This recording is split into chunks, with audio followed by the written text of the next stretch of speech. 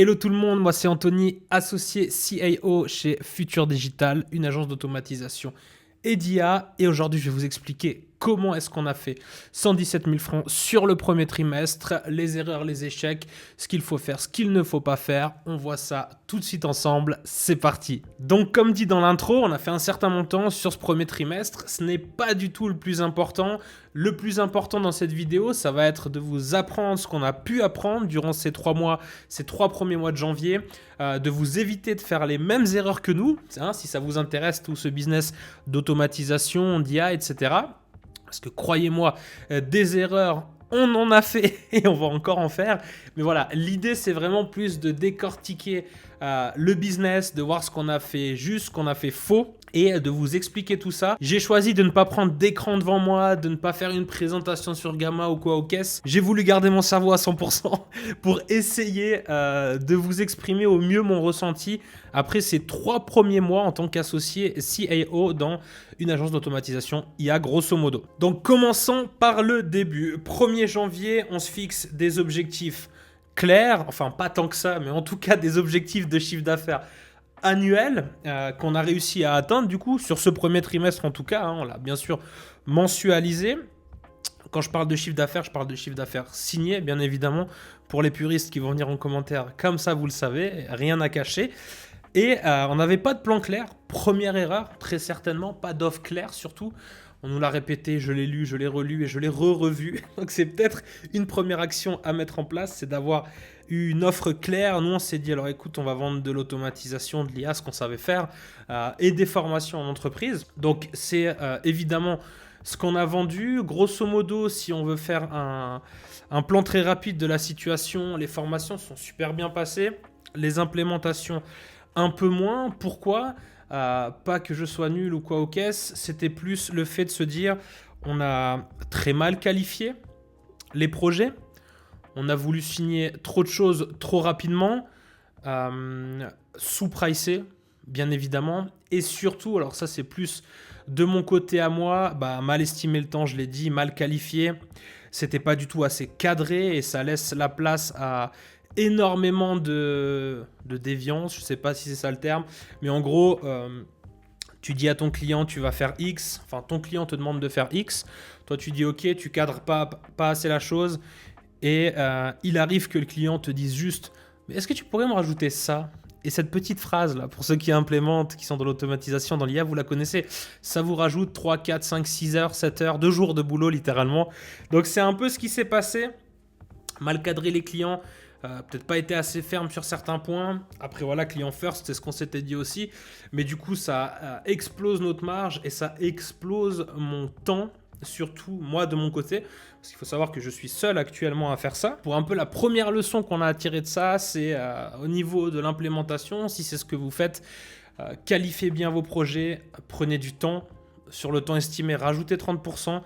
Et en fait, on a voulu être un peu plus malin que le marché en se disant, écoute, on va faire des packages, ok, on va packager, on va se dire, ça c'est X milliers de francs, et voilà, on s'en sort avec ça, on va réussir à un taux horaire qui est élevé, tu vois, à 500-600 francs de taux horaire.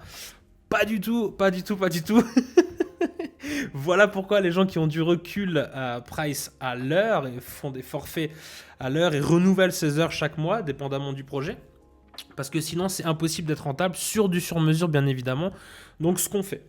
Donc, pour mettre un petit rappel, on utilise notamment des solutions comme N8N, etc. pour développer des solutions d'automatisation IA, etc. Deuxième point un peu crucial au niveau des implémentations, que moi, je me suis rendu compte assez vite et que personne n'en parle, c'est bien dommage. Moi, le premier, d'ailleurs, j'ai pris un peu de temps à faire cette vidéo, vous allez comprendre pourquoi. C'est tout cet effet de mode des agents IA. Donc très bien, moi j'y crois dur comme fer à ces agents. Seule problématique actuellement, c'est que l'attente du marché est bien trop élevée, bien trop élevée pour ce qu'il est possible de faire. Tout du moins avec les technologies qu'on utilise nous actuellement. Je parle de ce que je connais. Pourquoi ? Parce que les agents sont forcément, c'est de l'AI, c'est non déterministe. Donc ça fait pas toujours ce que tu veux, c'est impossible à faire faire à un agent ce que tu veux 100% du temps. Je dis bien 100% du temps, c'est pas parce qu'il le fait 80 fois d'une telle manière qu'il le fera 100 fois. On a des choses pour améliorer ça, mais voilà. Seule problématique, c'est qu'une entreprise, et elle a bien raison, veut que ça fonctionne toujours et tout le temps. Donc en fait, on s'est retrouvé à, je passe un peu du coq à l'âne, mais avec cette hype des agents, à avoir des gens en face de nous qui voulaient des solutions juste un peu pour être dans cette hype et qui finalement n'étaient pas à haute valeur ajoutée pour leur entreprise. Donc ça, moi, ça m'a un peu travaillé, ça m'a un peu titillé. Je suis pas fan de vendre pour vendre et de faire des choses qui ne sont pas à haute valeur ajoutée pour une entreprise finalement. Donc ça, c'est un peu le deuxième point. Rester sur des solutions hyper valuable que voilà, vous pouvez directement mesurer un ROI positif, que vous pouvez montrer ça à votre client. Je pense que c'est super important. Et c'est aussi votre rôle, si vous êtes dans ce domaine, de cadrer votre client et de lui dire écoute, je pense pas que ce soit la bonne solution pour ton entreprise, on peut faire ça différemment. On en revient peut-être à un troisième point sur l'implémentation qui est intéressant, c'est de se dire que finalement 80% des clients qui veulent des agents ou qui veulent de l'IA dans leur entreprise feraient mieux de passer par une simple automatisation. Simple entre gros guillemets, pas simple du tout, mais une automatisation qu'on arrive à, enfin qui est déterministe, qu'on arrive à savoir l'input et surtout l'output. L'input est facile à savoir, mais l'output un peu plus compliqué quand tu bosses avec des agents. Donc voilà, on est revenu sur pas mal de projets où on a implémenté finalement des grosses automatisations, mais des automatisations vraiment globales. Là, on bosse par exemple sur un projet où on traite tout l'onboarding, tout l'aspect facturation, etc. Et là, la valeur perçue, elle est immense finalement. C'est calculable très facilement, ça fonctionne tout le temps, mis à part sur la mise en production où tu as plusieurs problématiques. C'est normal, il y a tout qui pète, mais voilà. Ça, c'est un peu pour les aspects implémentation, plus sur l'aspect vente et clientèle. Si on rentre un peu plus dans la technique au niveau de ces implémentations, donc si vous utilisez des outils comme N8N, comme c'est le cas pour nous par exemple, il ne faut surtout pas négliger l'aspect Ops, je dirais, donc l'aspect développement de tes environnements. Tu vas certainement déployer des instances pour tes clients, segmente bien tout ça, prends un VPS par client, déploie une instance, deux instances, dev, production, sécurise bien tout ça. Voilà, c'est toutes ces choses-là qui vont faire que tu vas gagner pas mal de temps par la suite et que ça va être maintenable surtout. Surtout maintenable, c'est de ça que je voulais parler. C'est ne négligez pas le temps que ça va vous prendre de maintenir les workflows que vous mettez en place. Et ça va passer par ce que je dis justement, une infrastructure correctement déployée, mais surtout par des workflows qui ont une gestion d'erreurs qui est appliquée correctement. Essayez de penser au maximum en amont, de traquer tout ce que vous faites, peu importe comment vous le faites. Les puristes vont dire non, écoutez, traquez-le, peu importe. Si vous voulez le traquer sur un Google Sheet, en colonne, en disant le workflow a fait telle action, telle action, telle action, telle action, et vous mettez des vues, vous mettez des croix, peu importe, faites-le comme vous voulez. L'important, c'est de traquer au maximum tout ce que vos workflows fait. Vos workflows pour vos clients, hein, bien évidemment, ou pour votre entreprise d'ailleurs, hein, c'est une possibilité aussi. Donc voilà, s'il y a une chose qu'on devrait retenir sur l'aspect technique de ces implémentations sur ce premier trimestre, c'est bien ça. Et heureusement qu'on a quand même pris le pli assez rapidement là-dessus. Moi, de mon côté, je vais parler pour moi. Encore une fois, mon associé s'occupe plus de la partie formation. Ça, grosso modo, ça s'est très bien passé. Également de la partie vente. Donc ça, c'était cool. Moi, je me suis retrouvé, là, on va parler un peu de moi, mais je pense que ça peut intéresser plein de gens qui peuvent être potentiellement dans mon cas. Donc, je suis passé de 2024 à une société individuelle, hein, grosso modo, où j'étais tout seul, à dans cette société avec cet associé. À savoir une chose, le freelancing et avoir une entreprise sont deux façons de gérer son temps, son argent, son business, de façon très différente de le faire. Tu ne gères pas une société comme tu gères une entreprise individuelle où il n'y a que toi dedans.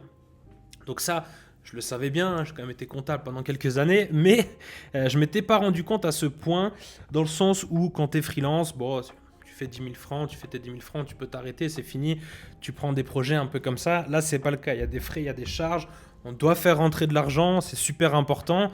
Les charges ne s'arrêtent pas, tu ne peux pas diminuer, il y a quand même des coûts fixes à respecter. Donc de l'argent, on doit en faire, et c'est un peu l'erreur qu'on a fait du coup, hein, c'est de signer par peur de ne pas avoir assez de fonds, et en fait tu te retrouves à des clients peut-être moins satisfaits. Moi, de mon côté, justement, je m'éparpille un peu pour revenir à ça. Je me suis retrouvé plus en tant qu'exécutant, finalement, à créer des workflows dans tous les sens. Donc, pas que j'aime pas ça, mais je me suis du coup éloigné de cet aspect business, que j'adore hein, par-dessus tout. Vraiment, j'avais plus de vision sur l'entreprise cette fin mars. C'est 2 dernières semaines de mars. Alors, attention, hein, ça peut paraître ridicule comme ça, mais moi, comme je l'ai vécu, c'était compliqué. Et des journées de 10-12 heures par jour, 7 jours sur 7, sans aucune exagération. Hein. Vraiment, vraiment. Pour satisfaire, pour corriger tous les problèmes, pour répondre aux clients, pour répondre aux nouvelles demandes. Voilà. Donc ça amène quelque chose qui n'est pas forcément positif in fine, je trouve. Un point un peu positif maintenant, c'est cet aspect association que j'ai avec mon associé du coup. Tout se passe bien en fait. C'était un peu quand même un parti pris risqué entre guillemets. Alors on ne sait pas de quoi est fait demain, mais pour l'instant tout va bien. Dans le sens où on ne se connaissait pas non plus que tant. On s'est dit YOLO, on y va. Pourquoi pas prendre un peu des risques dans la vie, ça fait pas de mal. Et du coup tout se passe bien. Et ça, c'est vraiment quelque chose à ne pas négliger si vous bossez avec quelqu'un. C'est quelque chose qu'on a mis à plat dès le début. C'est une communication claire et précise. Je veux dire, vous collaborez tous les jours, vous avancez dans la même direction. Il est important de communiquer. Et donc, fin mars, où je me suis rendu compte que c'était pas possible de faire ce qu'on faisait comme on le faisait, j'en ai parlé tout de suite de la compréhension, tout de suite. Qu'est-ce qu'on fait, comment on fait pour faire mieux, pour délivrer mieux aux clients, pour s'occuper mieux d'eux, tout en gardant un chiffre d'affaires qui nous permet de continuer à tourner. Donc c'est un peu ce qu'on a discuté cette fin mars et on a trouvé des solutions, donc trop cool. Je peux vous donner quelques tips aussi à ce niveau-là, notamment le fait de ne pas forcément productiser du sur-mesure, ça reste super compliqué. Ne pas sous-évaluer ce que vous faites. Hein. Des scénarios sur N8N, bien que pour certains, ça peut paraître des petites cases que vous déplacez dans tous les sens, ça peut avoir un réel intérêt et une réelle plus-value pour pas mal d'entreprises. Mais surtout, l'aspect de fournir ses compétences à d'autres personnes par de la formation en entreprise, par des bootcamps, par peu importe ce que vous faites, ça a encore plus de valeur. Vous imaginez 2-3 collaborateurs sur une équipe de 20 personnes qui savent maîtriser le vibe coding, qui savent maîtriser N8N. Là, on arrive et qui ont également la connaissance métier. Donc N8N, connaissance métier et vibe coding, ça fait un trio quand même explosif qui te permet de démultiplier ta productivité, la productivité de ton entreprise plutôt. Donc c'est un peu là-dessus qu'on va plus se diriger sans oublier les implémentations, bien sûr. Hein. On va juste se concentrer peut-être sur des plus gros projets avec plus de temps. L'aspect temps aussi, oulala.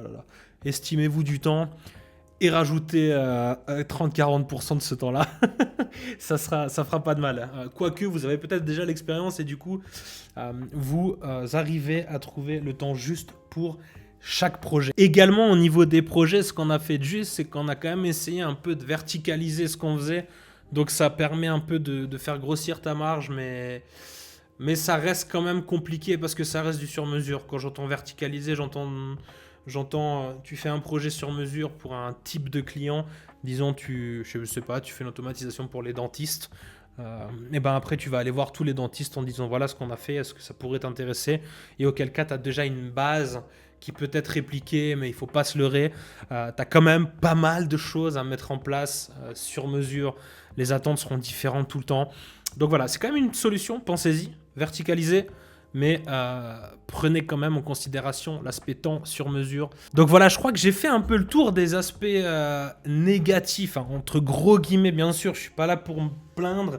C'est pas du tout le but. Le but c'est plus de vous montrer un peu l'envers du décor. On voit toujours des belles choses, des belles réussites, aucun problème. Croyez-moi, c'est rarement le cas. Il y a toujours des problématiques derrière une réussite. Et c'est bien dommage que les gens n'en parlent pas. C'est bien dommage. Ça montrerait un peu plus la réalité. Les gens seraient potentiellement un peu plus prêts lorsqu'ils montent un business à faire tout ça. Parce que moi, le premier, hein, je me suis un peu laissé avoir par toutes ces choses en début 2024 quand je me suis lancé. Je me suis dit, écoute, ça va être facile. 3 mois, je fais 5-10 000, nickel.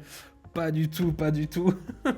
C'est pas du tout aussi simple que ça. Et surtout, il faut énormément travailler. Mais attention, si vous travaillez énormément, que vous lâchez pas, que vous vous formez en continu, etc., aucune raison de ne pas réussir. Aucune raison de ne pas réussir. Ne me faites pas dire ce que j'ai pas dit. Donc voilà pour les aspects négatifs. On peut passer un peu aux aspects positifs. Donc j'en ai déjà dit un, c'était notre association. Donc ça c'est quand même la base, hein. Bordel, si tu t'entends pas avec ton associé, tes associés ou quoi aux caisses, c'est mal parti. Posez-vous les bonnes questions parce qu'il y a des moments où ça ira pas. Et là, si t'as personne sur qui un peu te reposer, donc tu peux te reposer sur des personnes de ton quotidien, mais niveau business quand même, je pense que c'est important de pouvoir se reposer, de pouvoir discuter avec la personne ou même ton patron, hein, si t'es salarié, ton chef ou quoi aux caisses, que tu côtoies au quotidien. Donc voilà pour cet aspect-là. Aspect positif, le chiffre d'affaires signé, bien évidemment, malgré tout, c'est quand même un bel exploit pour dire qu'on part de pas grand-chose, hein, finalement. Un petit parc client, quelques connaissances par-ci par-là. On avait déjà un personal brand, lui et moi de notre côté, mais quand même qui restait très petit. Aspect négatif, j'ai oublié, j'ai délaissé complètement la chaîne YouTube et tous les projets un peu que j'avais annexes, mais par manque de temps, c'est normal. Aspect positif, via ça, quand même réussi un peu à le faire et à ne pas complètement oublier le personal brand. Conseil, faites-le, lancez-vous tout de suite, parlez de ce que vous faites sur LinkedIn, parlez de ce que vous faites sur YouTube, faites tout ça. Ne pensez pas que ça va servir à rien, vous avez quelque chose à dire, vous êtes intéressant pour des personnes. Donc ça, il ne faut pas l'oublier, faites-le, ça va vous servir par la suite, c'est évident.